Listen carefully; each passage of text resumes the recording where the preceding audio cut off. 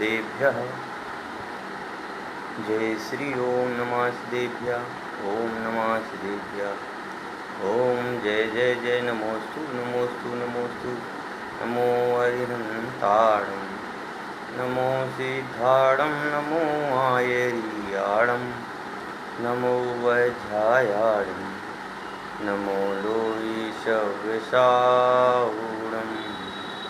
नमः समयसाराय स्वानुभूत्या चकाशते चित्स्वभावाय भावाय सर्वभावान्तरक्षते अनन्तधर्मणस्तत्त्वं पश्यन्ति प्रत्यगात्मना अनेकान्तमयी मूर्ति नित्यमेव प्रकाशताम् वन्दितो सौवसिद्धे ध्रुवं मलमणोभवं गतिं पत्ते गोच्छामि समय पाहुडे मृणमोषुध केविली भणिदं मृणमोषुध केविली भणिदं मृणमोषुध केविली भणिदं। अपनी चर्चा अध्यात्म के सबसे महान ग्रंथ आचार्य कुंद द्वारा विरचित समयसार ग्रंथाधिराज पर अपनी चर्चा चल रही है, जिसमें अपनी चर्चा क्लास 8 के प्रश्नोत्तरों के ऊपर चढ़ ली हैं। सबसे पहले क्लास 8 को पढ़ते हैं और उसका जो भावार्थ जो दादा ने लिखा है उसको पढ़ते हैं। उसके बाद में प्रश्नोत्तरों की अपन चर्चा करेंगे। चिरिमिति नवतच्छन् मुन्नीयमानं कनकमिव निमग्नं वर्णमाला कलापे हत सतत विभक्तं दृश्यतामेकरूपं प्रतिपदमिदमात्म ज्योतिरुद्योतिमानम् शुद्ध कनक ज्यों छुपा हुआ है बान वेद में, नव तत्वों में छिपी हुई त्यों आत्म ज्योति है। एक रूप उद्धोतमान पर से विभक्त वह, अरे भव्य जन पद पद तुम उसको जानो। के चिरकाल से 9 तत्वों में छिपी हुई अनादि भूत बंधन की संसार रूप अनादि बंध कर्म बंध पर्याय में, इन कर्म से बंधन रूप पर्याय जो है उस पर्याय में यह आत्मा अनादि से है। अनादि से सिद्ध होने पर यह भूतार्थ है तथा उस आत्मा से को अन्य द्रव्यों अन्य 9 तत्वों से पृथक देखने पर वह आत्मा जो है वह आत्मा भूतार्थ है और जो 9 तत्व हैं वो अभूतार्थ कहे गए हैं। इस संबंधी अपन को आज चर्चा करनी है कि जब तक हमारी आंखें बंद थीं, जब तक तो हमारे अंदर में अंधेरा था, कि जब तक हमने 9 तत्वों को नहीं जाना था, अनादि से हम इनके साथ में रह रहे थे, अनादि से हम इनका अनुभव कर रहे थे, तब तो यह हमारे लिए भूतार्थ थीं। परंतु अब आंखें खुल गई हैं तो यह जो है हमें अपनी आंखें खुलने के कारण से हमें अपना आत्मा समझ में आ गया। हमें अपना परम ज्योति स्वरूप जो चिरकाल एकत्व विभक्त परम शुद्ध निश्चय से जो आत्मा है वह आत्मा हमें समझ में आ गया। और आत्मा समझ में आ जाने के कारण से अन्य जो पर द्रव्य हैं, अन्य जो द्रव्य हैं वह मेरे से भिन्न हैं, इस प्रकार का स्वरूप यहाँ पर हो रहा है कि अन्य जो द्रव्य हैं वह द्रव्य मेरे से बिल्कुल भिन्न हैं और मैं बिल्कुल भिन्न हूँ। जब इस प्रकार से ज्ञात होता है तो उन 9 तत्वों को अभूतार्थ कह दिया जाता है। परंतु अनादिपने की दृष्टि से आत्मा के अनुभव होने पर शुद्ध आत्मा जो है भूतार्थ हो जाता है और जो अन्य तत्व जो रह जाते हैं जीव द्रव्य को छोड़ करके जो अन्य तत्व हैं वे अन्य तत्व कैसे हो जाते हैं, अवतार हो जाते हैं। किसकी अपेक्षा से? शुद्ध नय की अपेक्षा से। शुद्ध एक जीव की तरफ से देखने पर आज अपनी चर्चा जो है कलश के प्रश्नोत्तरों के माध्यम से अपन को चर्चा करनी है। कलश की अपन ने चर्चा कर ली थी, केवल प्रश्नोत्तर की चर्चा अपन को करनी है। तो सबसे पहला प्रश्न है कि चिरकाल से आत्मा में परमात्मा की ज्योति किससे आच्छन्न है। कि कह रहे हैं चिरकाल से जो आत्मा है ना, इस आत्मा की ज्योति को कौन ढक के रखा है। ये अनादि से काल से लेकर के आज तक इस आत्मा को किसने ढक के रखा था भैया। ये आत्मा हमें दिख क्यों नहीं रहा था, हैं? ये आत्मा हमारे लिए अनुभव का विषय क्यों नहीं बन रहा था। ये क्या बात थी जो यह आत्मा हमें नहीं दिख रहा था। इसका कोई ना कोई तो कारण होगा ही होगा। तो बताइए वह कारण क्या है। कि अनादि से हमारा आत्मा जो है परमात्मा की ज्योति किससे आच्छन्न है। तो कहते हैं संसार आत्मा में वह परमात्मा की ज्योति जीव अजीव आदि 9 तत्वों से आच्छन्न है। कब से? संसार आत्मा में। जो आत्मा अभी शुद्ध भाव को प्राप्त नहीं हुई है वह आत्मा जो अभी बिल्कुल भी शुद्ध नहीं है, वह आत्मा जो बिल्कुल भी स्वच्छ साफ नहीं है, उस आत्मा की बात चल रही है कि वह आत्मा जो है वह आत्मा आज तक इन 9 तत्वों के से ढका रहा। समझ गए ना। आज तक यह 9 तत्वों से ढका रहा है, इसलिए आच्छन्न है। तो पता चल गया कि यह आत्मा आज तक किससे आच्छन्न रहा, मतलब किससे यह आत्मा आज तक ढका रहा। तो यह निश्चय हो जाता है कि यह आत्मा जो है आज तक हमारे जो 9 तत्व हैं उन 9 तत्वों से यह आत्मा आज तक ढका रहा, यह आच्छन्न रहा है। और ढका रहने की वजह से कभी वह प्रकाशमान नहीं हुआ, कभी वह ज्योति स्वरूप नहीं हुआ। ज्योति स्वरूप तो रहा, जलता तो रहा, परंतु वह अभी ढका रहा। समझ गए ना। जैसे जो बल्ब होता है, यदि बल्ब को जला करके ढक दिया जाए, समझ गए ना, तो ढका ही रहेगा। जैसे सूर्य है, बादलों के कारण से हमें दिखाई नहीं देता है दिन में, लेकिन बताइए वह दिन में भी वह प्रकाशित रहता है कि नहीं रहता है? रहता है। ऐसे ही कह रहे हैं आत्मा तो अनादि से लेकर के अनादि काल अनंत काल तक आत्मा शुद्ध है, शुद्ध है, शुद्ध है, लेकिन आज तक यह 9 तत्वों में ढका रहा, इसलिए यह हमें समझ में नहीं आया।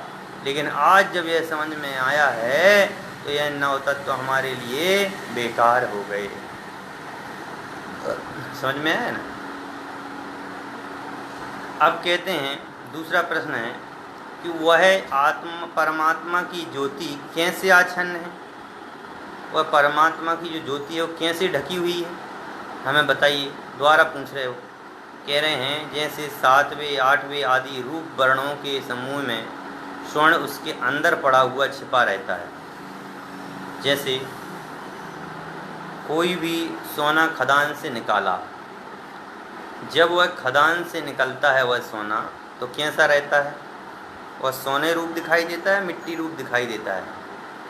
तो कह रहे हैं वह सोना तो है पर वह साफ नहीं है, और साफ नहीं होने के कारण से वह हमें ढका हुआ दिखाई देता है।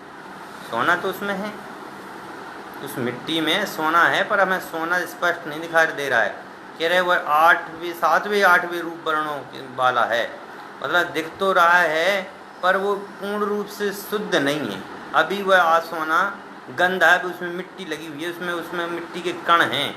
तो अभी क्या है कि पूर्ण रूप से शुद्ध नहीं हुआ है। अभी शुद्ध करने की प्रक्रिया चालू की है, मतलब एक तो खदान से निकाल लिया, खदान से निकालने के बाद में भी सारा प्रोसेस कर ली। अब लेकिन अभी वह 7वें 8वें वर्ण वाला है। अभी वह पूर्ण रूप से बिल्कुल जैसे सोना बिल्कुल पीला होता है, झकास पीला होता है, वैसा वह पीलापन हमारे लिए अभी नहीं दिखाई दे रहा है। वैसे ही कह रहे हैं संसारी आत्मा में 9 तत्वों व परम ज्योति छुपी हुई है, वह परम ज्योति जो है वह हमें नहीं दिखाई दे रही है। वह ढकी हुई है लेकिन दिखाई नहीं दे रही है। क्यों? अभी पूर्ण रूप से वह सोना साफ नहीं हुआ है। जब सोना एकदम साफ किया जाएगा तब वह सोनापन दिखाई देगा। अभी तो हमें किट्ट काली में दिखाई दे रही है, समझ गए ना। हमें ये काला, गोरा, पीला, नीला है, ये सब रूप में दिखाई दे रहा है। यह शरीर रूप में हमें आत्मा दिखाई दे रहा है, इसकी अभी हमें पहचान नहीं है। लेकिन ये बताइए, इसमें आत्मा है कि नहीं है? हैं? इस शरीर में आत्मा है कि नहीं है?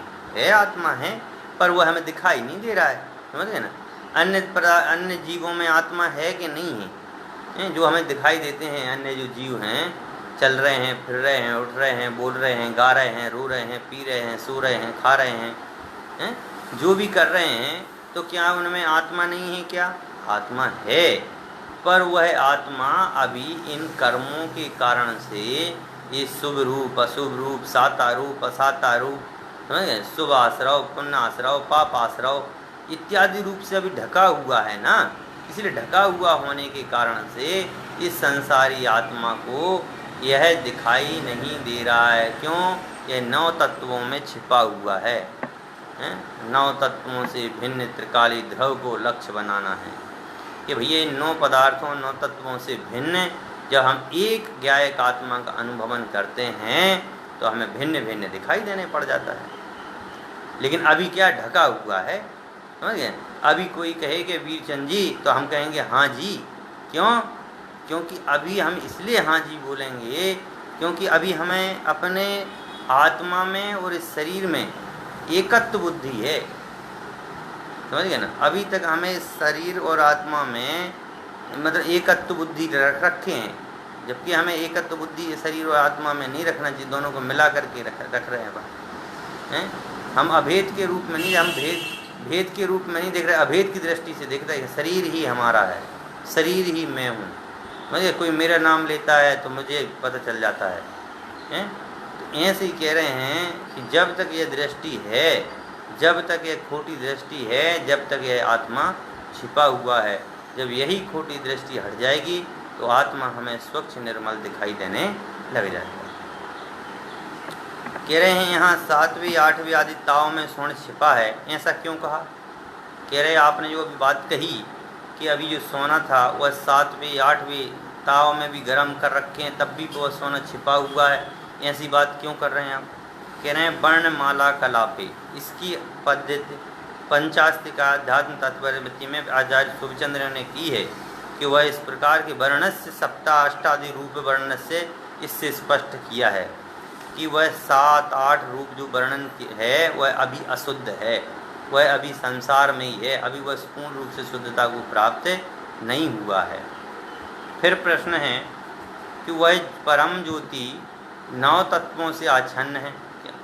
वही बात, ये जो परम ज्योति तत्व है, जो आत्म तत्व है, वह जो है 9 तत्वों में छिपा हुआ है और वर्णमाला में स्वर्ण से आच्छन्न है।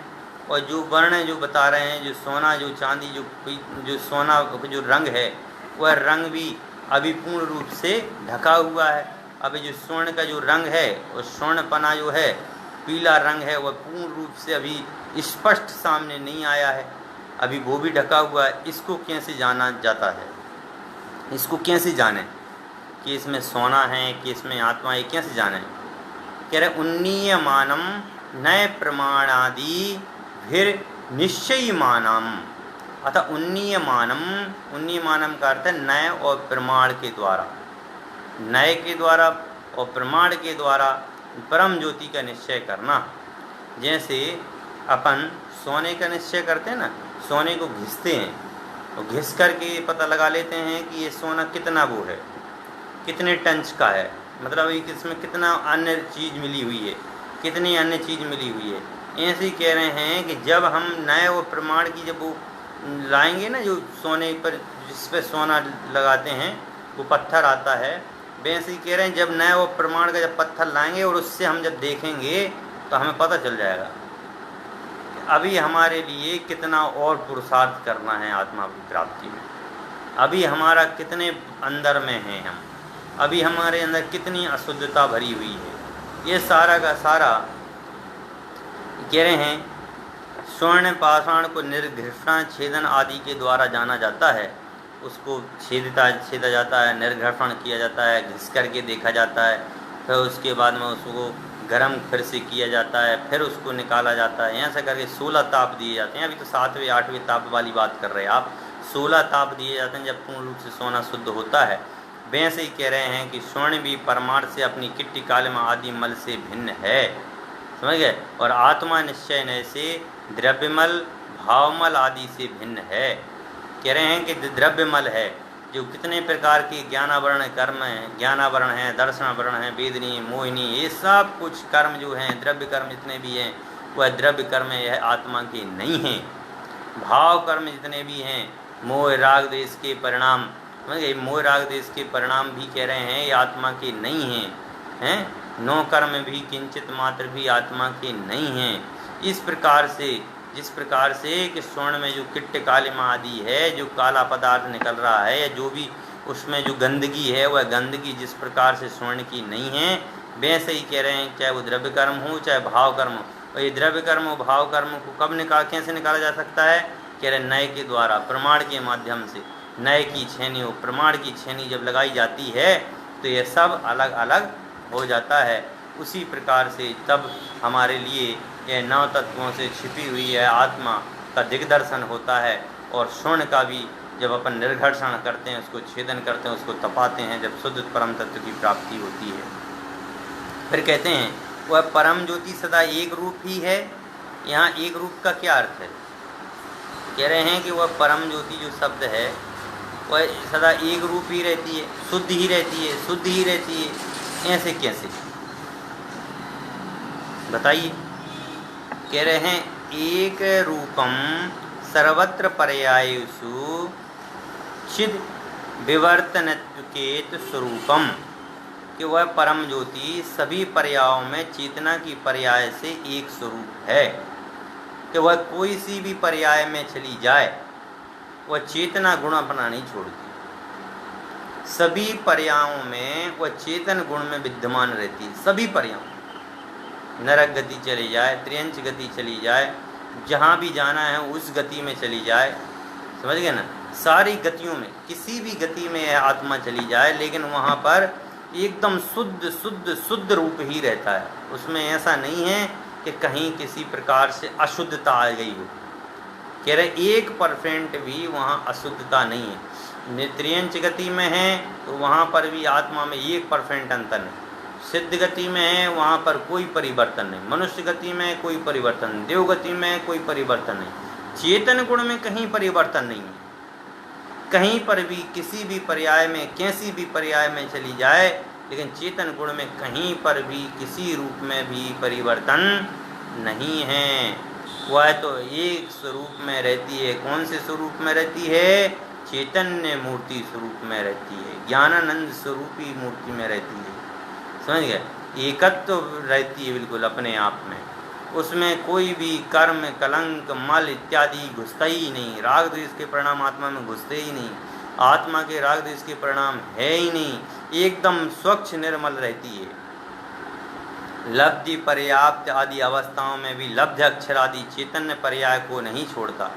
केवल लब्धि पर्याप्त, जो लब्धि पर्याप्तक होता है उसके बिल्कुल जिघन्य ज्ञान होता है, समझ गए ना। ज्ञान कितना होता है? बिल्कुल जिघन्य।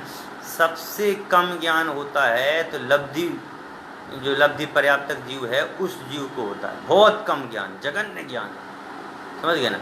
अब उस जीव में भी चेतन नाम का द्रव्य है, चेतन नाम का तत्व है, चेतन आत्मा उसमें भी है और वह आत्मा पूर्ण है। मतलब में उसमें ज्ञान कम है, ज्ञान कम है तो इसका मतलब ये नहीं है कि वहाँ पर आत्मा है नहीं है। आत्मा पूरी है, जितनी आत्मा होना चाहिए वह आत्मा पूरी है, परंतु उसका जो ज्ञान है वह ज्ञान विकास पूर्ण रूप से नहीं है, समझिए। ज्ञान का विकास नहीं है। बाकी आत्मा तो वहाँ पूरा ही है। तो भी कह रहे हैं कि वहाँ पर भी चैतन्य तत्व पाया जाता है। स्वर्ण ने भी सभी वर्णों में अपने पीतत्व आदि स्वरूप को कभी नहीं छोड़ा। ऐसे ही कह रहे हैं जो सोना है, सोना ने कहीं पर भी रहे, सोना चाहे खदान में रहे, चाहे राजा के मुकुट में रहे, समझ गए ना, चाहे इंद्रों के मुकुट में रहे, कहीं पर भी रहे, सोना कहीं पर भी रहे, कोई गरीब आदमी की अंगूठी में भी रहे, तो भी पे कह रहे वह सोना तो सोना ही रहता है, और किसी भी अवस्था में भी रहे लेकिन सोना अपना पीलापन नहीं छोड़ता। सोना कहीं पर भी हो लेकिन वह अपना पीलापन नहीं छोड़ता। इसी तरह एक रूप चैतन्य की परिणति सदा बनी रहती है। इसी प्रकार से जो चैतन्य के जो परिणाम हैं वह सभी में होते हैं। प्रत्येक जो जीव है उस प्रत्येक जीव में चैतन्य के परिणाम होते हैं। चैतन्य से रहित कोई जीव होता ही नहीं है। जीव है तो उसमें चैतन्य है। यही एक रूपता है। यही एक रूपता है कि भैया परम ज्योति जो है सदा एक रूप ही रहती है। ज्ञान भले कम ज़्यादा हो सकता है, परंतु आत्मा जो है, चैतन्य आत्मा जो है, वह चैतन्य आत्मा तो पूर्ण ही रूप से ही रहता है। चैतन्य आत्मा में ऐसा नहीं है कि थोड़ा सा हमारा आत्मा इतने अंग में नहीं हो और इतने अंग में आत्मा हो। आत्मा तो कह रहे है तो जीव के सर्वांग में ही है। जितना उसका शरीर उतना उसका आत्मा, इसलिए आत्मा सभी में होती है, इसलिए एक रूपता लिए हुए है। फिर कहते हैं यह परम आत्म ज्योति प्रतिपद में प्रकाशमान है। मतलब प्रतिपद में, यहाँ प्रतिपद से तात्पर्य क्या है? कह रहे हैं कि यहाँ प्रतिपद से तात्पर्य क्या है? कह रहे हैं प्रतिपदम, यानी प्रतिपद का अर्थ है एक इंद्रियादिषु पदेषु ज्ञानासक्तितः, कि एक इंद्रिय से लेकर के संगी पंचेंद्रिय तक। क्या कहा? एक इंद्रिय से लेकर के संगी पंचेंद्रिय तक यह आत्मा सभी में है। प्रतिपदम एक इंद्रियादिषु पदेषु ज्ञानासक्ति उद्धोतमान प्रकाशमानम स्पर्शेन्द्रिय ज्ञानात् द्विन्द्रियासु रसेन्द्रिय ज्ञाना वृद्धित स्वाद कनकमति। कह रहे हैं कि यह जो आत्मा है ना, यह आत्मा एक इंद्रिय में भी है, दो इंद्रिय में भी है, तीन इंद्रिय में भी है, चार इंद्रिय में भी है, पांच इंद्रिय में भी है। समझ गए? एक इंद्रिय आदि पर्यायों में ज्ञान दर्शन गुण आदि की शक्ति की अपेक्षा से यह परम ज्योति प्रत्येक पर्याय में प्रकाशमान है। ये तो अपन को बात समझ में आ गई कि भाई वह आत्मा जो है, चाहे एक इंद्रिय वाला हो, चाहे दो इंद्रिय वाला हो, चाहे वो तीन इंद्रिय वाला हो, चाहे चार इंद्रिय वाला हो, कोई सा भी हो, संगी असंगी है, भव्य अभव्य, कोई भी हो, सभी के अंदर में ज्ञान और दर्शन नाम का गुण तो है। और जिसमें ज्ञान दर्शन नाम की गुण शक्ति गुण की अपेक्षा से यह परम ज्योति उसमें प्रकाशमान है। अब बस बात इतनी सी है कि उसमें ज्ञान जो है ना, कि स्पर्शन इंद्रिय वाली जो एक इंद्रिय आदि जो जीव है, वो एक इंद्रिय आदि जीव क्या है? स्पर्शन इंद्रिय है। तो इस का ज्ञान समझ गए? दो इंद्रिय का स्पर्श रसना, इससे ज्ञान में जरूर अंतर्वृद्धि स्वभाव है।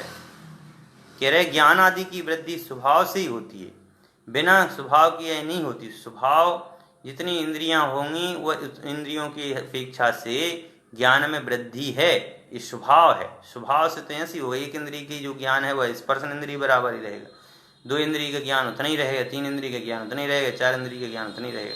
तो अपनी अपनी इंद्रिय के आधार पर ज्ञान की वृद्धि जो है स्वभाव रूप से होती है। इसी तरह यह ज्ञान स्वभाव शक्ति बढ़ती हुई प्रकाशमान है।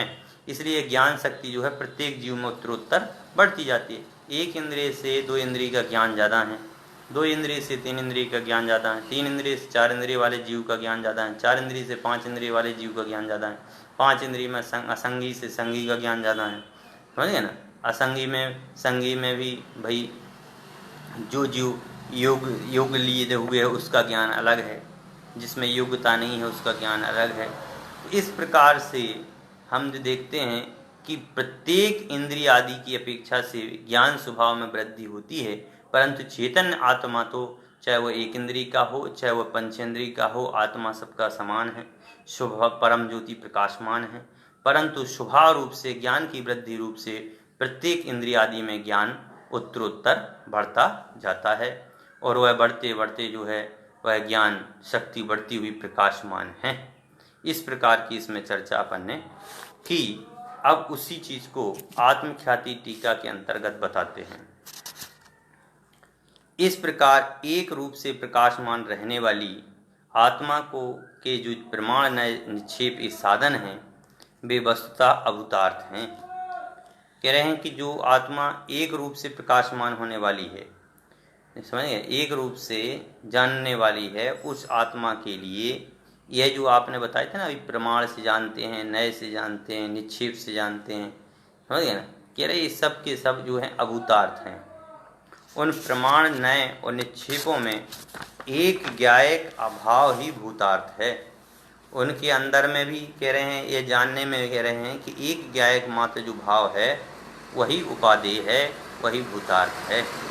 उन तीनों में प्रमाण सर्वप्रथम, प्रमाण परोक्ष और प्रत्यक्ष, इस प्रकार दो भेद वाला है।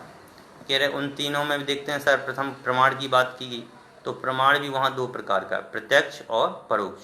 परोक्ष प्रमाण का मतलब है पर से होने वाला, और प्रत्यक्ष का मतलब है स्व से होने वाला हो।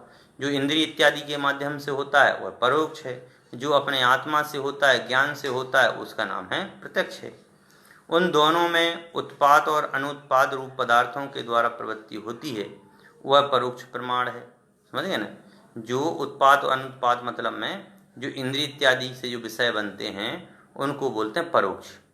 इंद्रियों को पहले इंद्रियों के माध्यम से वह विषय बनाता है, गे को जान करके जो विषय बनाता है, देख करके जो विषय बनाए, उसको बोलते हैं परोक्ष।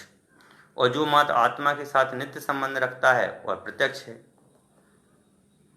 प्रमाता, प्रमाण और प्रमेय, इनका भेद रूप से अनुभव किए जाने पर वे दोनों परोक्ष और प्रत्यक्ष भूतार्थ हैं, किंतु जिसके समस्त भेदों का अभाव किया गया है, ऐसे एकमात्र जीव का अनुभव किए जाने पर वे दोनों ही अभूतार्थ हैं। कह रहे हैं चाहे प्रत्यक्ष से जानो चाहे परोक्ष से जानो, समझिए, प्रत्यक्ष और परोक्ष से जानने पर भी जब एक ज्ञायक मात्र का अनुभव हो जाता है तो ये प्रत्यक्ष और परोक्ष दोनों अभूतार्थ कहे जाते हैं। द्रव्यार्थिक न्याय और पर्यार्थिक न्याय, इस प्रकार से न्याय भी दो प्रकार का है, एक द्रव्य दृष्टि से जानता है, एक पर्याय दृष्टि से जानता है, एक गुण भेद करके जानता है, एक गुण अभेद करके जानता है। समझ गए ना। तो द्रव्यार्थक न्याय जो है वह शुद्ध न्याय का विषय है, और पर्यार्थक न्याय जो है असद्भुत व्यवहार न्याय का विषय है। तो ये जो बात कही गई है, तो यहाँ पर कह रहे हैं कि दोनों में से द्रव्यार्थ पर्यार्थक वस्तु में मुख्यतः द्रव्य का अनुभव करता हुआ द्रव्यार्थिक न्याय, जो केवल एक द्रव्य का अनुभव कराए, एक अपने अपने द्रव्य का अनुभव कराए, उसको बोलते हैं द्रव्यार्थिक न्याय। और जो मुख्य रूप से पर्याय का अनुभव करता है वो पर्यार्थिक न्याय है। द्रव्य और पर्याय, इनको पर्याय भेद से अनुभव किए जाने पर दोनों भी भूतार्थ हैं। समझ गए। इनको द्रव्य और पर्याय, इनको पर्याय, द्रव्य और पर्याय को भेद करके कि द्रव्य जो है अलग है और पर्याय जो है अलग है, इस प्रकार से यदि कथन किया जाए तो यह भूतार्थ का कथन है।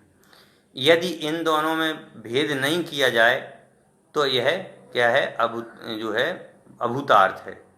किंतु द्रव्य और पर्याय के भेद से रहे शुद्ध मात्र एक जीव के स्वभाव का अनुभव किए जाने पर वे दोनों अभूतार्थ हो जाते हैं।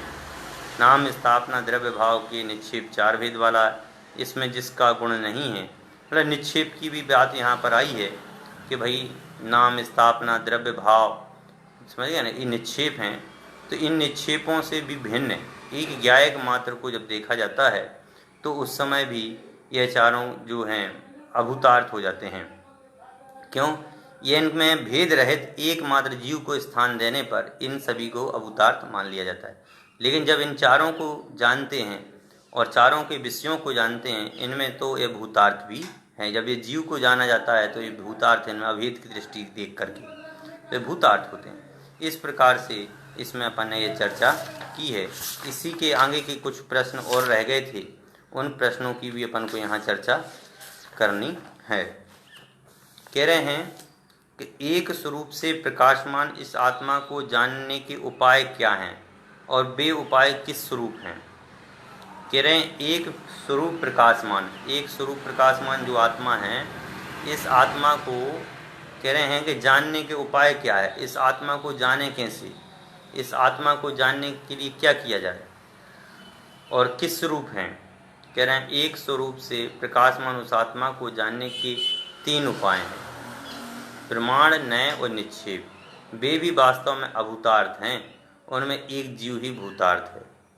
भाई प्रमाण के द्वारा जान रहे हैं, नय के द्वारा जान रहे हैं और निक्षेप के माध्यम से जान रहे हैं, इन तीनों के माध्यम से जानना, इसका मतलब ये हो गया तीन के द्वारा जानना। और तीन के द्वारा जानते हैं तो कह रहे हैं कि वे भी अभूतार्थ हैं। समझ गए ना, एक जीव मात्र जो है भूतार्थ बताया गया है।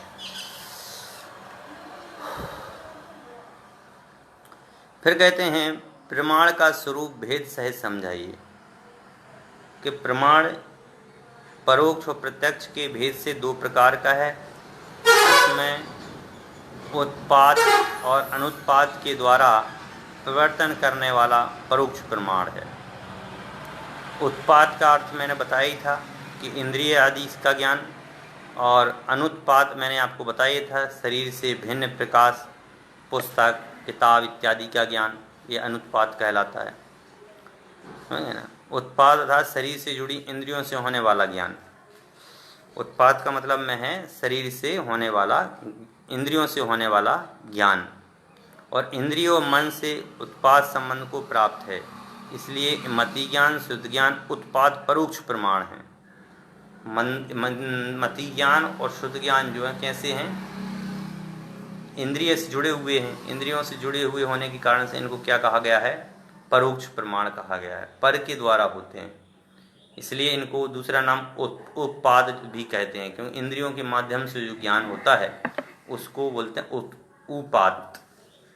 और अनुत्पाद, अनुत्पाद का मतलब में होता है शरीर से भिन्न, शरीर को छोड़ करके, जैसे ग्रंथ है, किताब है, पुस्तक है, समझ गए, वस्तुएं हैं, इनके माध्यम से जो ज्ञान होता है उसको बोलते हैं अनुत्पाद। इनके निमित्त से होने वाला ज्ञान अनुत्पाद ज्ञान है। फिर प्रश्न है प्रत्यक्ष प्रमाण किसे कहते हैं, जिसमें केवल एक आत्मा का अवलंबन हो, जिसमें केवल एक आत्मा का अवलंबन हो। सीधी सी बात है कि जो आत्मा के अवलंबन लिए हुए होता है, जो ज्ञान आत्मा से होता है, जैसे केवल ज्ञान है। केवल ज्ञान कैसा है, प्रत्यक्ष ज्ञान है।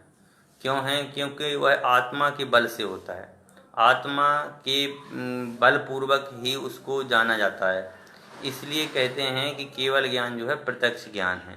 तो आत्मा के बलपूर्वक जो ज्ञान होता है, आत्मा के द्वारा मतलब अतीन्द्रिय ज्ञान, अतीन्द्रिय ज्ञान से ही प्रत्यक्ष का अनुभव होता है। अतीन्द्रिय ज्ञान के द्वारा ही प्रत्यक्ष वस्तु का ज्ञान होता है, और वही वो प्रमाण कहलाता है। इसके बाद में कहते हैं ये दोनों प्रमाण भूतार्थ हैं या अभूतार्थ हैं। जो प्रत्यक्ष परोक्ष की जो बात चल रही ना, तो कह रहे हैं भूतार्थ हैं क्या अभूतार्थ हैं। कह रहे दोनों ही प्रकार के प्रमाण, प्रमाता यानी आत्मा, और प्रमाण मतलब ज्ञान, और प्रमेय मतलब ज्ञेय। समझ गए, आत्मा, ज्ञान और ज्ञेय, इन भेद रूप से अनुभव किए जाने पर तो भूतार्थ हैं। समझ गए, जो प्रमाण है, प्रमाण को आत्मा, प्रमाता मतलब में होता है आत्मा, और प्रमाण मतलब में होता है ज्ञान, और प्रमेय मतलब में होता है ज्ञेय। ये तीन चीजें अपन देखते हैं, प्रमाण, प्रमाता और मतलब में प्रमेय। जब इन तीनों से अपन जब वस्तु को जानते हैं, समझ गए, अपने अपने स्वरूप से जानते हैं, जब तो ये भूतार्थ हैं। जब जब इनको अपन लोग भेद रूप से अनुभव किए जाने पर भूतार्थ हैं। और समस्त भेदों में एक ज्ञायक तत्व को जो अनुभवन करते हैं, समस्त तत्वों में एक आत्मा को जब अपना विषय बनाते हैं, उस समय न प्रमाण, न प्रमेय, न प्रमेय, न प्रमाता, मतलब न आत्मा की आवश्यकता पड़ती है, न ज्ञान की, न ज्ञेय की। वहाँ तो केवल एक शुद्ध निश्चय से केवल एक जीव का अनुभव करने पर ये सारे के सारे कैसे हो जाते हैं, अवतार माने जाते हैं। इसलिए और जब यह एक शुद्ध आत्मा की बात चलती है तो उस समय ये सारे के सारे अभूतार्थ हैं, बाकी के समय में सभी के सभी भूतार्थ होते हैं। जब भेद दृष्टि अपन देखते हैं तो उसमें भी भूतार्थ हैं, और जब उसमें अपन लोग एक ज्ञायक आत्मा को मात्र जानते हैं और उन समस्त को अपने से भिन्न जानते हैं, तो वही चीज़ अभूतार्थ हो जाती है। इसी प्रकार से नए का विषय है, और वह नए का विषय अब अपने यहाँ से कल से करेंगे। आज थोड़ा सा क्या है कि गर्मी भी है बहुत तेज़ और लाइट भी नहीं आ रही है। चलो बढ़िया है, लाइट आ चुकी है, थोड़ा सा और ले लेते हैं।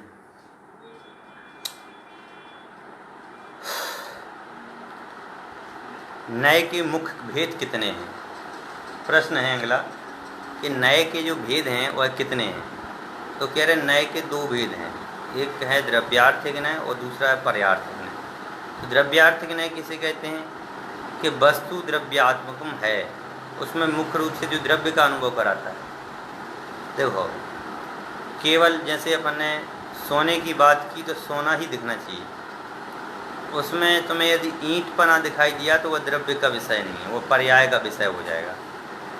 सोना में सोना ही दिखना चाहिए। जैसे अंगूठी जो है, जैसे शादी हुई, शादी में किसी ने कहा भैया आप कितना सोना देंगे, समझ गए? कोई ये कहता है कि आप कितने हार देंगे, कितनी चूड़ियाँ देंगे, कितनी अंगूठी देंगे, कितने मंगलसूत्र देंगे, ये तो कोई बात करता नहीं। वहाँ बात क्या करते हैं, सोना कितना दोगे, समझ गए ना? सोना मतलब द्रव्य, पर्याय की बात नहीं करते कि भैया अंगूठी कितनी दोगे या वो चीज़ कितनी दोगे या वो चीज़ कितनी दोगे, ये तो बात ही नहीं है। वहाँ सीधी सी बात ये आती है कि आप सोना कितने दोगे। तो द्रव्य मतलब में है जो द्रव्य है, बस वही। जहाँ केवल द्रव्य की बात की जाए वह द्रव्यार्थिक नय, और जहाँ केवल पर्यार्थिक नय किसे कहते हैं कि उसी वस्तु में पर्याय की मुक्ता से जो अनुभव करता है वो पर्यार्थिक नय।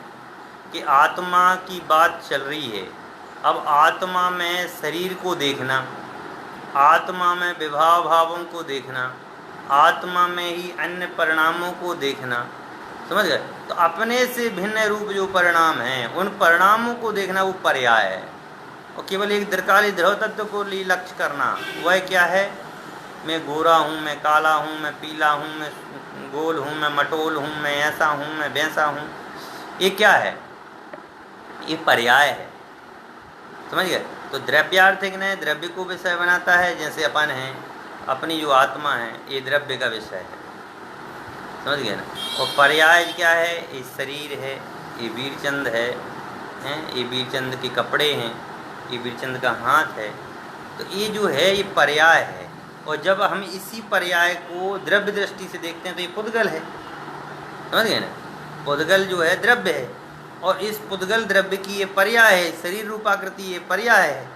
तो ये जो है ये पर्याय और द्रव्य, इसमें मुख्य रूप से यही अंतर है कि जब उसी वस्तु में हम पर्याय की मुक्ता से अनुभवन करते हैं तो वह पर्यार्थिक नय कहलाता है। इन नयों से आत्मा को जानना भूतार्थ है कि अभूतार्थ? कह रहे नयों से आत्मा को जानने में भूतार्थ है कि अभूतार्थ? कह रहे इन द्रव्य और पर्याय दोनों का भेद रूप से अनुभव होने पर, भाई दोनों को जब हम भेद रूप से जानते हैं कि द्रव्य जो है अलग है और पर्याय जो है अलग है, समझ गए? द्रव्य जो है अलग है, आत्मा जो है अलग है, और जो शरीर जो है अलग है, सोना जो है अलग है, और अंगूठी जो सोने की है वो चीज़ अलग है। जब हम पर्याय को अलग देखते हैं और सोने को अलग देखते हैं, शरीर को अलग देखते हैं और आत्मा को जब हम अलग देखते हैं, तो जब यह अलग अलग जब भेद करते हैं तो वह भूतार्थ है। किंतु इन द्रव्य पर्याय से रहित शुद्ध वस्तु मात्र एक ज्ञायक मात्र आत्मा का अनुभवन करते हैं, उस समय द्रव्य और पर्याय दोनों अभूतार्थ हैं, दोनों नए भूतार्थ हैं।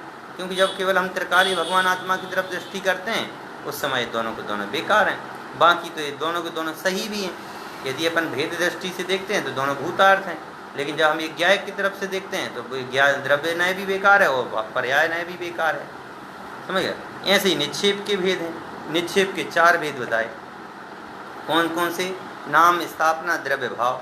अब ये जो नाम, स्थापना, द्रव्य भाव हैं, इनका भी ये कि भाई नाम निक्षेप किसे कहते हैं कि भाई किसी में नाम की संज्ञा कर देना, समझ गए?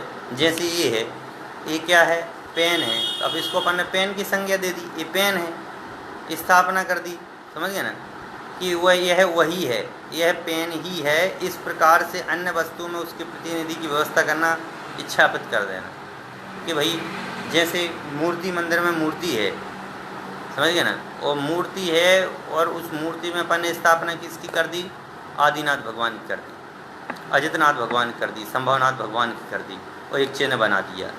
मूर्ति वही है, उसमें केवल चिन्ह लगा दिया, चिन्ह बना दिया, तो वह उनकी मूर्ति स्थापित कर दी। कि अब उसके बाद में है द्रव्य निक्षेप। क्या है कि वर्तमान की उस पर्याय से भिन्न वस्तु द्रव्य निक्षेप है। वर्तमान की उस पर्याय से भिन्न, तो वर्तमान की उस पर्याय, वर्तमान की जो पर्याय है उससे भिन्न द्रव्य निक्षेप है। और भाव निक्षेप वर्तमान के उस पर्याय से सहित भाव निक्षेप है।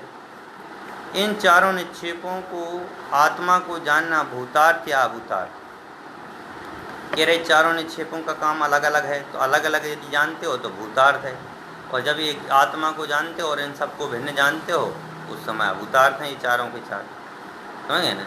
इस प्रकार ये चारों अपन ने अभी तक नए की चर्चा की है।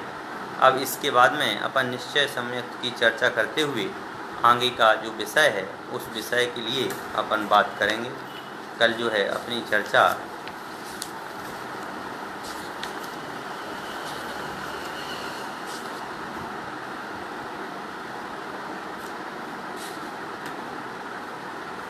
इस 8वें कलश के बाद 9वें नंबर की कलश पर अपनी कल चर्चा चलेगी। इस ग्रंथ में क्या है, थोड़ा सा आगे पीछे है, तो कल अपने 9वें नंबर की कलश की चर्चा करेंगे। उसके आधार पर अपन आगे का विषय लेंगे।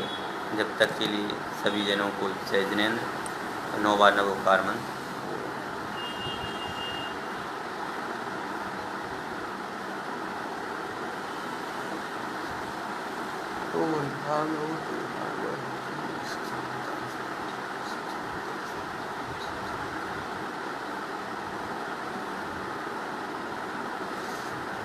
बोल द्वादशांग जनवाणी माता की जय। समस्त हितरागी संतों की जय। बोल जैन धर्म की जय। समस्त धर्मी जनों को जय जिनेन्द्र, जय जिनेन्द्र।